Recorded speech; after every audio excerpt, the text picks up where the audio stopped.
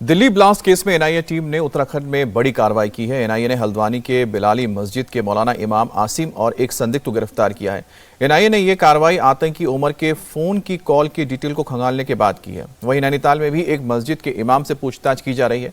एजेंसियों को शक है कि मौलाना आसिम का कनेक्शन दिल्ली ब्लास्ट से जुड़ा हो सकता है। एनआईए की इस कार्रवाई के बाद उत्तराखंड पुलिस भी अलर्ट हो गई है।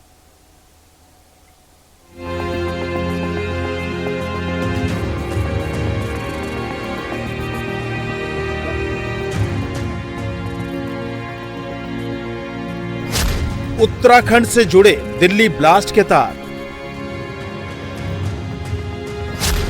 शिकंजे में आया उमर का दोस्त मौलाना।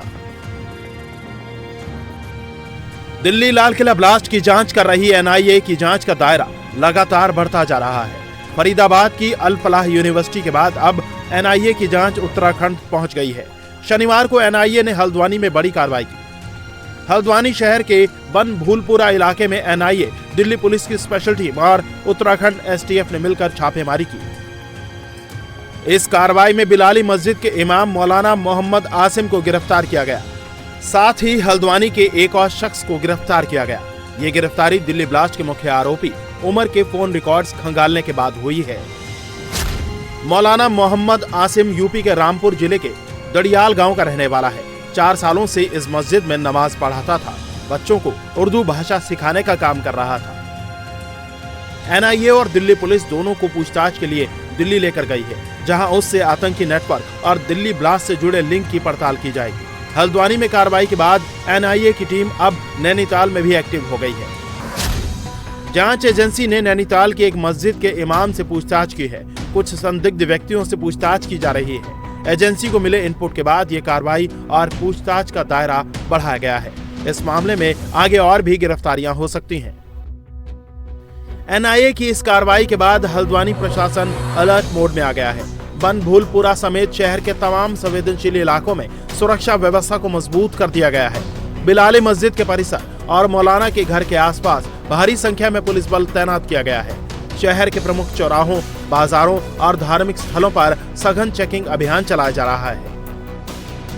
वहीं दिल्ली ब्लास्ट के बाद जांच एजेंसियों के रडार पर आए अल फलाह यूनिवर्सिटी फाउंडर जवाद अहमद सिद्दीकी पर ईडी का शिकंजा कसता जा रहा है। ईडी की जांच में पता चला है कि जवाद अहमद सिद्दीकी ने दिल्ली के मदनपुर खादर इलाके में करोड़ों की जमीन खरीदी।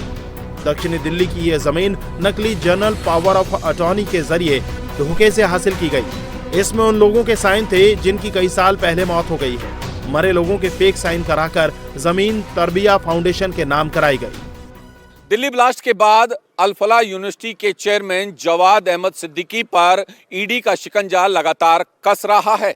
ईडी लगातार जवाद अहमद सिद्दीकी की तमाम संपत्तियों की जांच कर रही है और इसी जांच के दौरान एक संपत्ति का खुलासा हुआ है, जिसमें फर्जी दस्तावेजों और फर्जी सिग्नेचर के आधार पर वो संपत्ति जवाद अहमद सिद्दीकी ने अपने नाम पर कर ली। दरअसल इस वक्त हम मदनपुर खादर गांव में मौजूद हैं और यहाँ पर आपको दीवार पर देखेंगे अल फलाह यूनिवर्सिटी का एक पूरा बैनर जो है यहाँ पर लिखा गया है। दरअसल ये उसी प्रॉपर्टी पर लिखा गया है जो कि ईडी की जांच के दायरे में आया है।